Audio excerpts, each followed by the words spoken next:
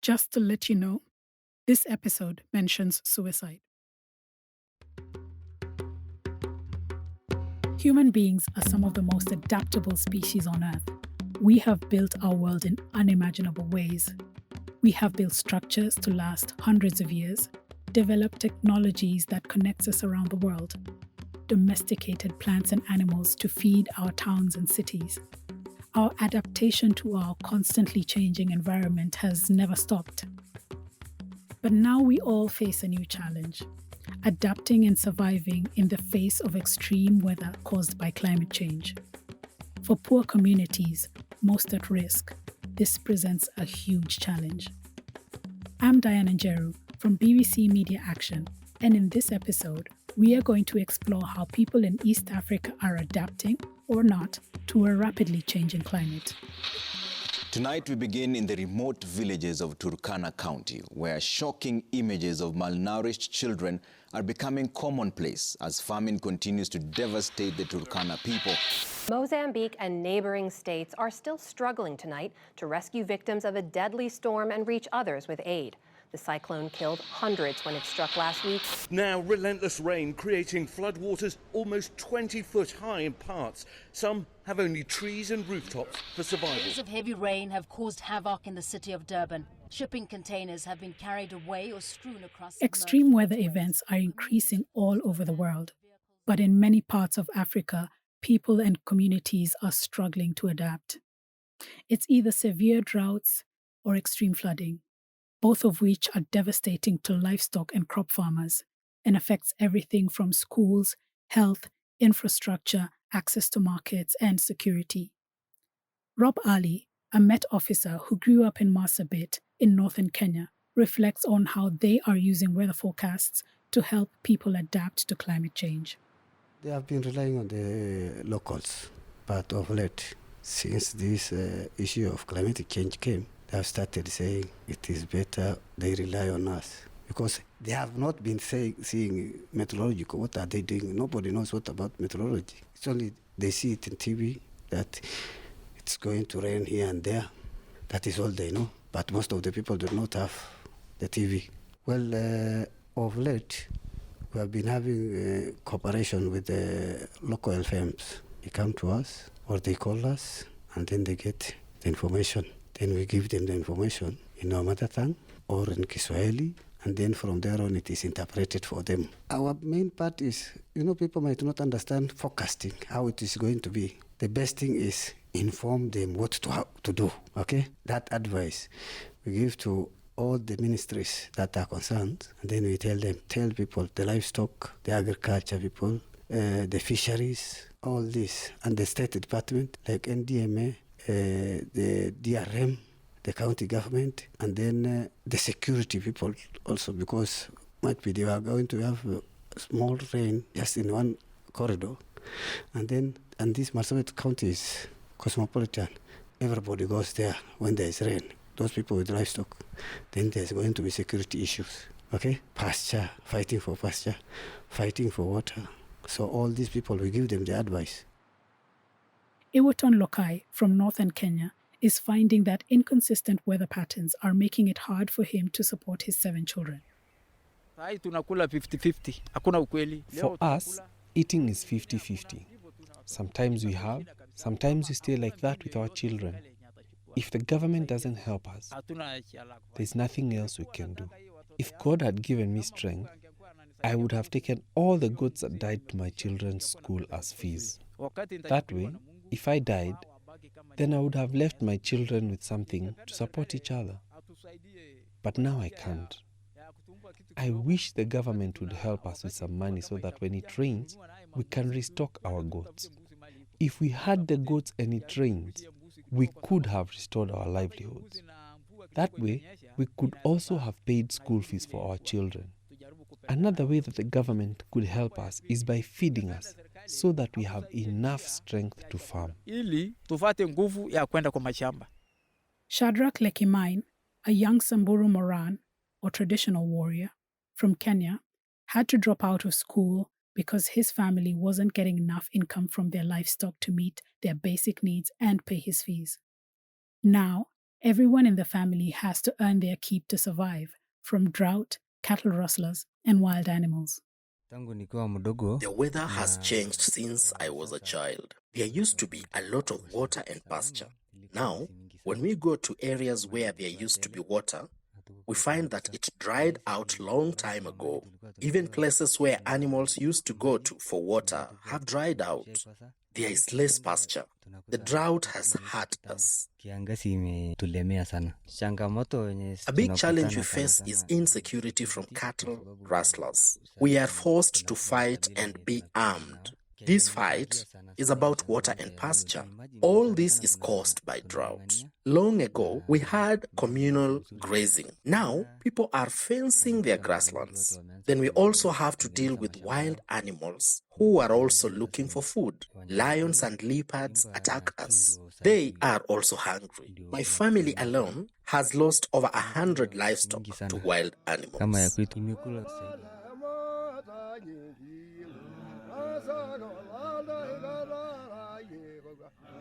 Africa accounts for the smallest share of global greenhouse gas emissions at just 3.8%, in contrast to 23% in China, 19% in the US, and 13% in the European Union, and yet is hit hard by climate change. Dr. Abubakar Sali from ICPAC, the IGAD Climate Prediction and Application Center, explains why the impacts of climate change are so keenly felt in Africa. We have high dependency on natural resources. Still, livelihood depend on rain-fed agriculture, depend on livestock, herding, depend on forest and all ecosystem services. So when climate change or start to be more erratic and variable in this way, the impact is felt more on us compared to developed nation. Also, our infrastructure is less developed when you compare it to the developed world. Our roads can easily be eroded because of a flood. We don't have a very strong, for example, insurance system and water supply system in the time of drought to cover for those impacts. We are also geographically located in one of the most warmer regions. We are mostly on the tropic. So the increase in temperature also increase other element of climate extremes. East Africa has a high climate variability where we experience both droughts and floods. Climate change is increasing the occurrence of these extreme weather events. 8 cyclones developed over the Indian Ocean in 2019, the highest number since records began, and in October of the same year, Djibouti received the amount of rainfall they usually get over 2 years in just 4 days. Today, the Horn of Africa is experiencing a once-in-a-generation drought, with famine likely in some places.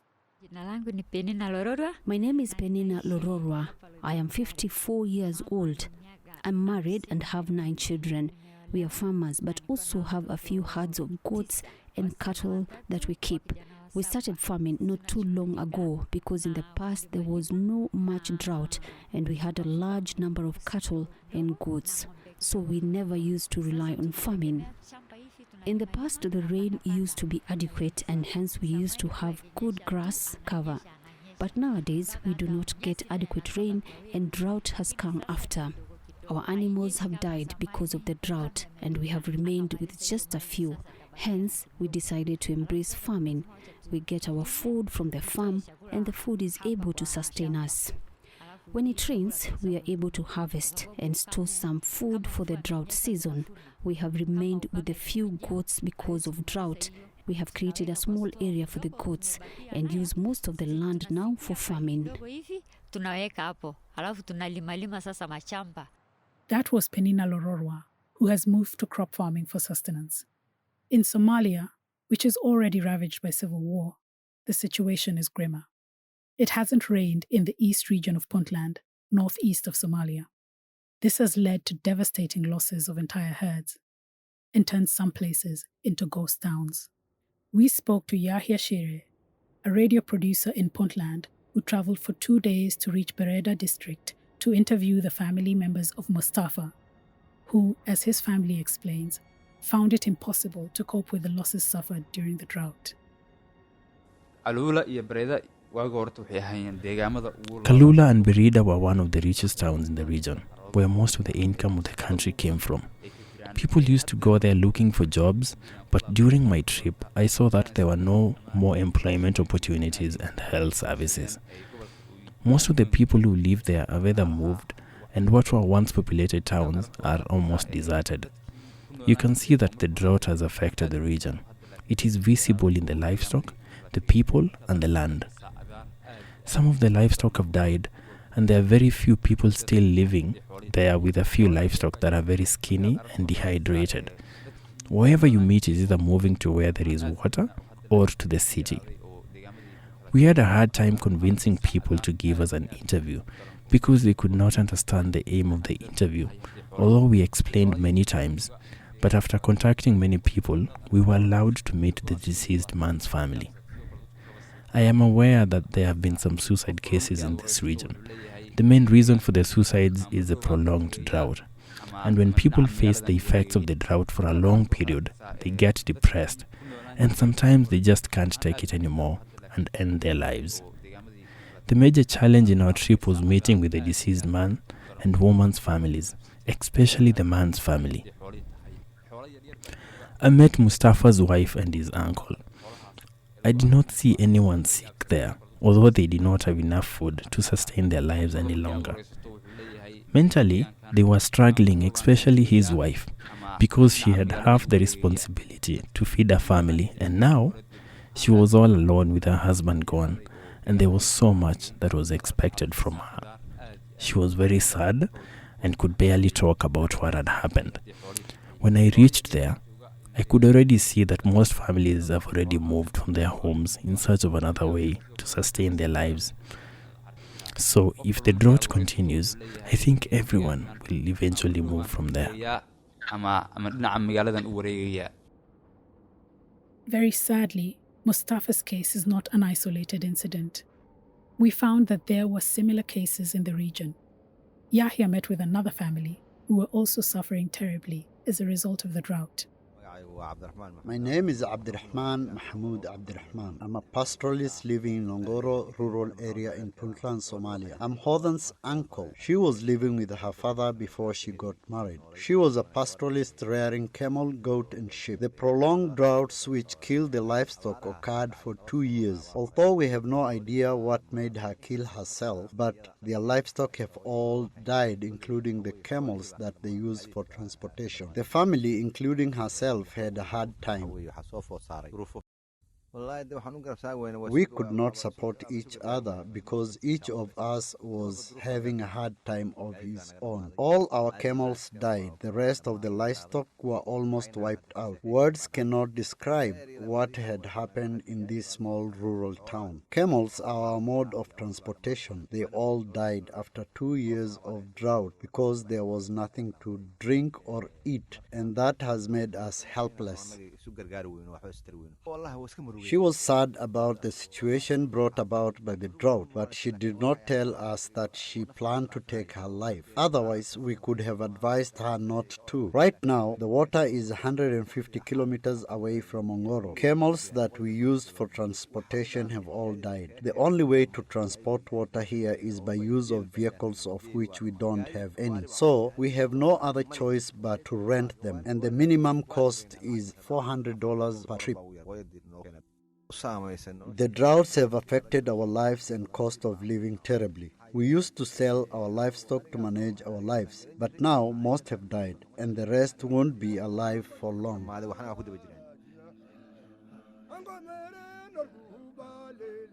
Some communities have been able to overhaul their entire way of living in order to survive. One such project is in Natot village in Turkana, a small community of herders living northern Kenya. Victor Juma from Bright Hope International, an organization that supports people to adapt to climate change, tells us how they are changing people's way of living by helping the herders become farmers. My name is Victor Juma community project coordinator working with Bright Hope International, Turkana County. People were dying, animals were dying, and everything was dry. Bright Hope came in hand with the church to distribute relief food to the community. During the distribution, there was a dialogue on sharing of ideas, how mitigations that were set in place to ensure that we were not losing lives, and also that the community was surviving and passing through the hardships and the hurdles. The church had an idea and had identified a piece of land with a focus of the communities and people who are living below $2 in a day. When I first went to that village, life had pushed them to the wall. Most of them were saying, we have been abandoned and no one cares about us. But as the project picked momentum, most of the women, most of the men, most of the youth and the children are now able to put on a smile on their faces. They are now transacting. They are now entrepreneurs. Most of them had never traveled to Lodwar town, but they are now able to get to town. They are now able to communicate. And they are like marveling, are you serious? We are the ones producing food for this big town here. Most of the women who are hopeless, they are now taking their kids to school. They are able to have 3 meals a day. They are able to put on good clothes. They are able to take a bath, something they didn't have before. Their lives have changed. They are happy. Some of them didn't have even beddings, but they now have beddings. They can sleep comfortably after working hard in the sun. That is what I call achievement. Their immune system and their health has improved. Their skin is shiny without applying oil. That means they're eating well. So I'm happy for them. Even though the project is now seen as a beacon of hope and offering a more sustainable and practical way to adapt to climate change, communities still often hold on to their old ways. However, the more they see the impact on their lives, the more willing they are to adapt. Generally, in most areas, whenever a new idea is brought up, there are challenges. In the process of implementation, you learn along the way, because when you are dealing with the community, there are so many other issues that come up as you are implementing or you are sharing the ideas. Like, for example, resistance. Like, we are pastoralists, we keep animals, we feed on meat, we feed on milk. What pushed them so hard and for them to accept the idea of embracing agriculture is because they were going hungry, despite the fact that they had the animals, and they were seeing their animals depleting day after day, because each day they go out to graze, come in lesser number than the way they left in the morning. So they've emaciated. Their health is not promising. The community was also threatened that if we don't take initiative, we are going to die. And so for them to survive, the situation, the condition pushed them to accept this new idea, because they've been eating food which they don't know where it comes from. They only keep animals. So they don't know how maize is grown. They didn't know how vegetables are grown. They don't know how fruits are grown. So it was something new. The one thing they were saying is that if other people out there are doing it, then why can't we try it? With more and more communities going through these difficult times, more and more are embracing new ways to live, eat and thrive.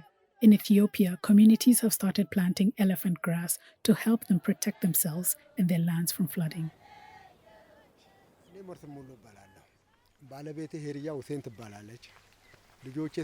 My name is Omar Sarmolo. My wife is Hiria Hussein. God blessed me with 8 children. We live in Dobena, East Warada, Dobena Gola. I'm a farmer.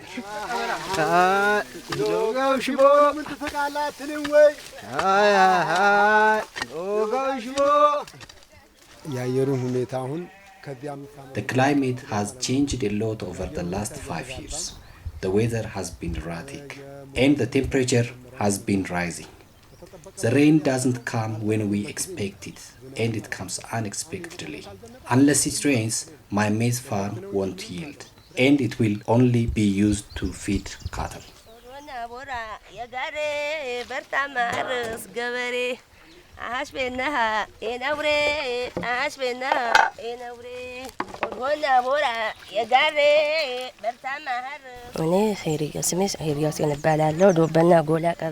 My name is Hiria Hussein.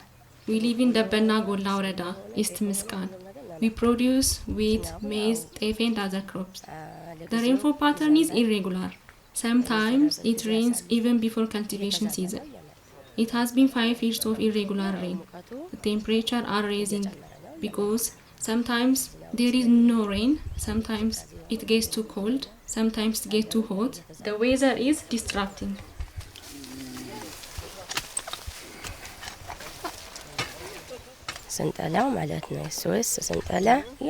With SOS training, we planted elephant grass.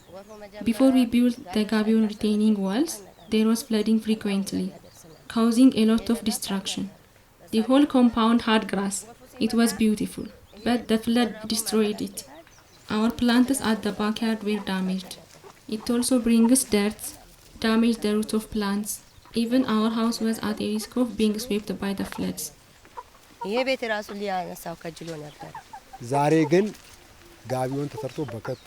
After building the gabion retaining wall and planting trees on the hill, the running water is sucked into the soil and water level in the well has increased.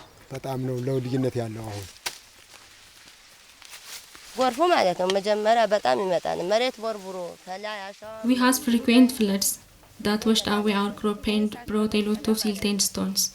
But after planting this grass, elephant grass, the flooding has decreased. Only the clean water needed for the vegetables pass through the grass, and the sand, silt and stones stay up the hill. They are held back by the roots of the elephant grass, and it is also used to feed our livestock.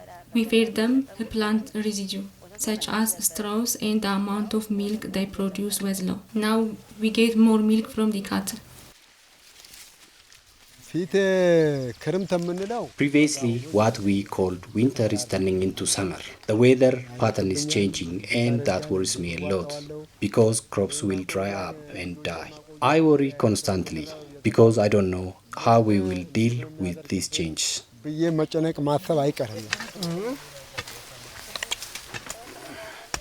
Teopista and Sentenza have always made a living from the fishing industry. They have now had to diversify income sources as fish stocks continue to deplete in Lake Victoria, Uganda. My name is Teopista Nankinga. I am a resident of Port Bell, Luzira. I am a 53 years old fishmonger dealing in Nile Patch. I have 6 children. Some are studying, others are already grown up. I am a businesswoman now, but previously I was doing fishing, made bricks, and I even tried selling fish door to door in a bucket. Now I only survive on selling Nile Patch. I have lived here for 32 years and I've managed to pay school fees for my children. I even bought a plot and built a house. Selling Nile Patch is the only business I depend on. I can no longer go fishing because with my size, the boat can easily lose balance. We have been attacked by floods thrice now, but this last one was really severe. Previously, the water would subside after 7 months, but this time round, it took 2 years and we lost our property. The water was too much. It was the level of my chest. I had to use a boat to access my house to try and salvage property. Things have really changed on the lake. We spent 2 years not staying here because of the floods. We've just come back.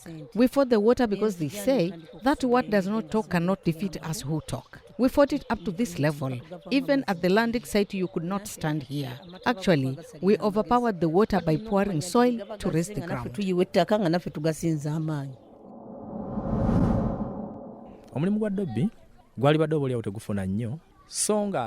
The laundry job may not be very profitable, but you may have a budget because I can get 20,000 Uganda shillings a day and have some saving, but fishing I may get 50,000 shillings today and spend another week when there is no fish catch.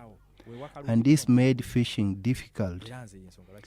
There are reasons why I quit fishing, though I will not speak for others because they also have other issues.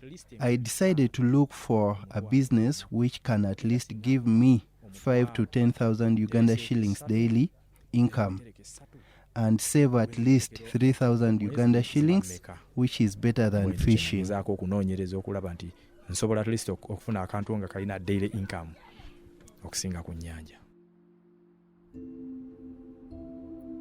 So while some communities are able to adapt and thrive at the moment, not everyone is able to change their way of living.